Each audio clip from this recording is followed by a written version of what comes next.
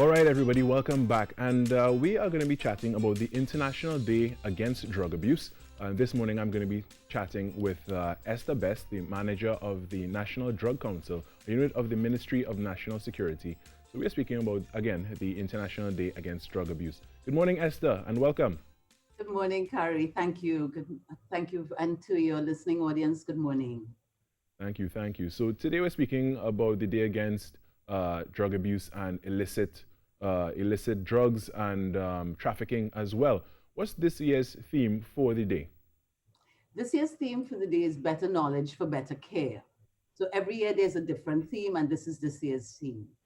The intent of the UNODC this year is to clear up misconceptions and misinformation out there on a host of different things related to drug control. And so we were very excited about this theme because it crosses, as everything else, all of the different areas of drug control. So how will this day be commemorated by the Ministry of National Security? I'm sorry, could you say that again? How will this day be commemorated by the Ministry of National Security in light of COVID-19? Ah, yes. You see, the thing about COVID-19 is that it's always looked at as just it's kind of positioned in a health issue, which it very much is. But that does not stop all of the other activities to keep Trinidad and Tobago safe. I know our minister has been on a lot talking about the borders, protecting our borders and those things. And in the COVID-19 environment, what we have found is that our agencies have continued to do the things with which they are charged. So that we continue to do interdiction, we continue to do seizures, we continue to protect the borders, both in terms of managing illegal entry of persons, but also in terms of managing illegal entry of drugs.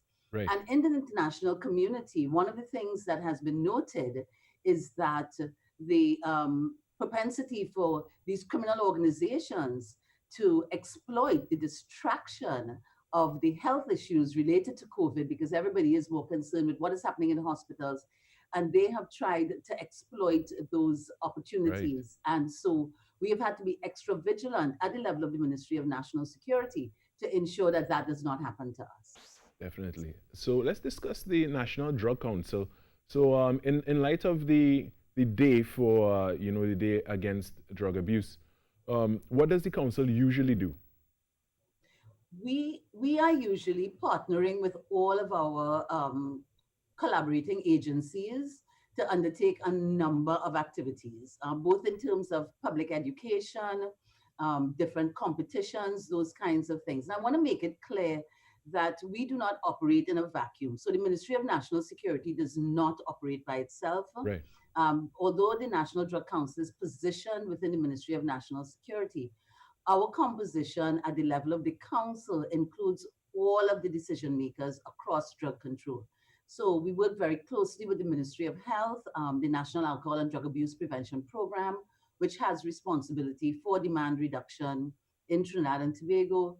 We work very closely with ADAP, which is the, oh gosh, it's gone from my head, but that's the Tobago arm of the demand reduction. And they are under the Division of Health and Family Development. And so we also work with the Ministry of Foreign Affairs and a number of other agencies to look at what is happening in the overall system of drug control. And to bring the most relevant information to the public. You would recall a couple months ago, we had an opportunity to be on your show more than once. As we talked about what was happening with ecstasy in Trinidad and Tobago. And then you had us on again to talk about the changes in the legislation with regard to marijuana. Those are all opportunities for us to put better knowledge out there for better care. And our early warning system has continued to show us what are some of the challenges that we're facing around the issue of ecstasy. So we do myriad things in collaboration with our partners to manage the issues of both substance use and also illicit trafficking. Right, and let's track back a little bit, because you mentioned earlier that one of the aims of the council is to dispel any misinformation that might be out there. What is some of the most common misinformation that people might be out there when it comes to drug abuse and drug control and such?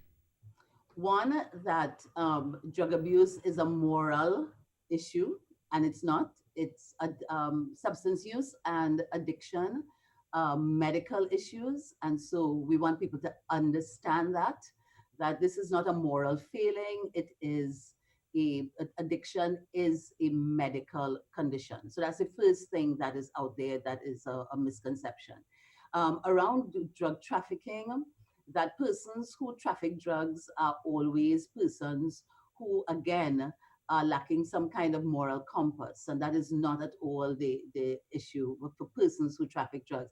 Now, the big cartels that move it, they have the moral issues, but not many of the smaller persons who are usually the ones who get arrested, either going through airports or that kind of thing. Sometimes you hear the term drug mule, which Right. is not a term that we encourage at all. And we also don't encourage stigmatization of persons who are drug dependent. Terms like piper and spranger and things like that. Right. We want us to lose those type of terms from our vocabulary, because what it does is it stigmatizes people, it labels them, and it does not allow them to get the help that they need, either by presenting themselves for care or by allowing for them to share with other persons who may be looking at them on their challenges. Now, you So those are mentioned, some of the major ones. yes, Hmm. you mentioned as well in our conversation here that the the persons who may be the ones that are commonly arrested, the smaller person who might be held in possession of small amounts of drugs or might be trafficking drugs in a community or such, the small player in that entire system of drug trafficking. You said that it may not is not necessarily a lack of moral why they are doing this. Do you have any information from your observations and from your purview? What are some of the reasons that they may resort to drug trafficking in that sense, in that regard? Right. Yeah. It's interesting because we were looking at a study that was done by WINAD. I'm sure you're familiar with WINAD, the Women's Institute for Alternative Development. And they were making the point that for some of the, especially for young men, who are the ones who are mostly arrested in communities for drug trafficking and in these small communities, if they find themselves in the criminal justice system, they are more likely to have less opportunities open to them. Right. And so they are easily recruited by those other persons who want to move the drugs in the community. And so for them, it is an opportunity to have an income. And that's why when you look at the literature now, it makes a clear distinction between what is considered micro trafficking, which is what happens in many of the communities, and what is the macro piece of it, where bigger um, bigger players move larger amounts of drugs. So those are some of the issues that contribute to persons seeking that kind of source of income. The other thing is sometimes opportunities are not always available. And if there is a need for a commodity, there must be some mechanism to supply that commodity. And so some persons see it also as an easy way to make quick money Right. if you don't have other viable alternatives open to you. Yeah, that points to what many other issues, in society as well. And let's speak a little bit about the effect of drugs being present in a community, especially those where it is known that there are a number of persons who do engage in the trafficking and a number of persons who would be their customers, for lack of a better term, as well. Right. Mhm. So essentially, what happens when there is significant substance use and misuse in a community? You will see things like the breakdown in family life. Those are some of the key things that impact the community where there's lots of substance use. The breakdown in family life, and by extension, then the breakdown in community life. we cannot lose sight of the fact that the family remains the foundation of a healthy community and by extension a healthy society. Right. And so when there is that breakdown, we begin to lose ourselves. And that is why we want persons to lose from their vocabulary those negative and derogatory stigmatizing terms, because persons use drugs not because it's the fashionable thing to do, not because it is something that they want to do. In most instances it is because there is some pain or some other thing that is affecting them, and they're using the drugs in an effort to dull and to manage that pain. And so when that happens, the family is affected, you have more police presence in the community, and that does not always mean that the community responds in a positive way to the police. Right. You see, so those kinds of things are what you see first. And I want to stay primarily with the social impact, because the social impact then begins to permeate all the other areas that lead us then to looking at communities at risk communities, or communities that are unsafe, because we have not dealt with what are the factors that are negatively impacting those The communities. underlying factors, right? And when you said you used the word fashionable, that some people, that those who are addicted to substances, they don't do it because it's fashionable, because they're trying to numb some pain. In the case of party drugs, would you say it's contrary that that people do use it because it's the cool thing to do, or because it's they use it for enjoyment? So party drugs, if you use it because it's the cool thing to do, what does that say about you though? Does it not indicate that at some level your self-esteem needs a boost? Right. Because if that is the cool thing to do, then it means that you have not found within you some of the other things that are more healthy, and therefore your decision making is poor, Right. right? It's similar to giving into peer pressure around this issue.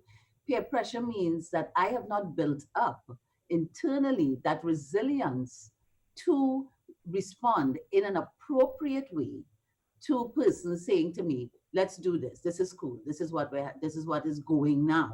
Right. So it could be possible to party and have a good time without going along with the what might be the kind of um, given in your circles. Now, when we talk about what is available in some socioeconomic situations, that in and of itself has its own set of dynamics. Because these are, for example, we know that the ecstasy pill costs $100, Well, and so per pill, and so the average person may not be able to afford necessarily $100 per pill to feed that habit. So what we are seeking to do is to provide that information, provide the consequence information on the consequences, the impact of the use of these pills to the population, so that everybody has better knowledge, so that they can take better care of themselves. wonderful. And that's a wonderful way to wrap this interview. Again, before we go though, how do we get into contact if we wanted more information from the Drug Council? You can call us directly at 625-5760. Or you can email us at NDC, National Drug Council, at MNS, the Ministry of National Security, .gov.tt. And we will be happy to put anyone in touch with all of our partner agencies who work in all of these different areas, with the civil society organizations who work in treatment and rehabilitation. And I really want, before we go, to just give a real big appreciation to those agencies, to those organizations that work in Definitely. treatment and rehabilitation. So thank Definitely. you so much. And thank you, Esther Best, Manager of the National Drug Council, a unit of the Ministry of National Security, for chatting with me this morning, and of course for the information. All right, so we're going to take a little bit of a break, and we're going to come back with much more. So stay right where you are.